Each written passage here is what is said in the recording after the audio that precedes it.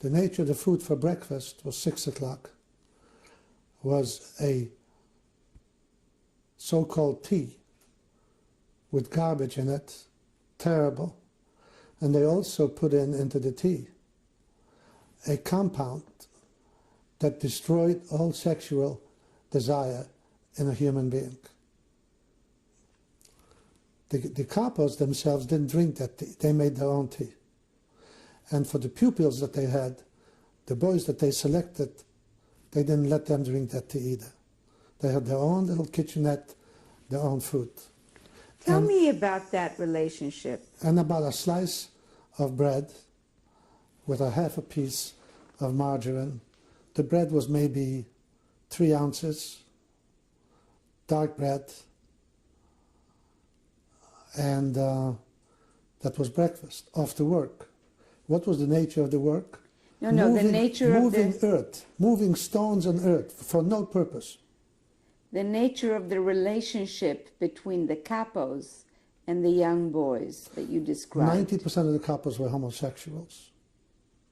Were they Jews? No. Germans or other nationalities that served jail terms in Germany. But they gave them a chance, if they'd volunteered to go as capos, to go to Auschwitz. And they made them kings. They had a wonderful life. They had their own kitchen, their own food, unlimited supplies of food. And how many boys did they have with them? One at a time. They selected from young boys, good-looking kids, and made them their assistants. They called them pupils. And they abused them the hell out of. I had a very close friend who was 2 years younger than I. We came in the same train. He's from Zawiercie. He became a pupil. But he lived like a life of Riley. For how long? As far as I know, until I left Auschwitz, and he was still there. Did he survive the war? I think he survived, but I didn't see him after the war. But I heard that he survived.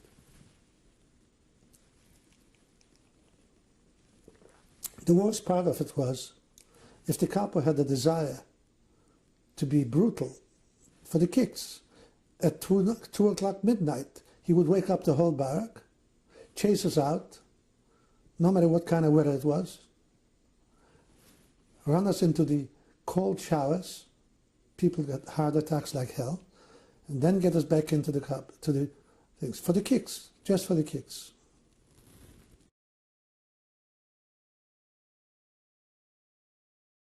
We went back to the barracks, where the lights was put out quite early, and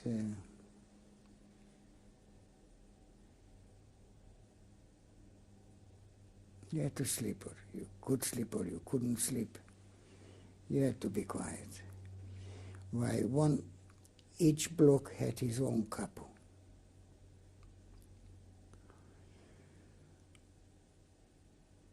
And I don't know how, why, nearly every capo was a homosexual.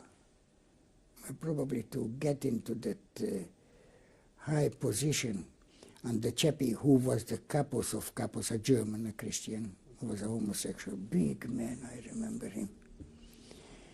Gee, he was a strong man. Probably he collected all his people, and they were all homosexuals, nearly, the inside couples. That chap was only responsible for the inside of the block, no people to escape during the night, and everything to be quiet. And every one of them had 1 or 2 young kids whom the boys entertained them in the night.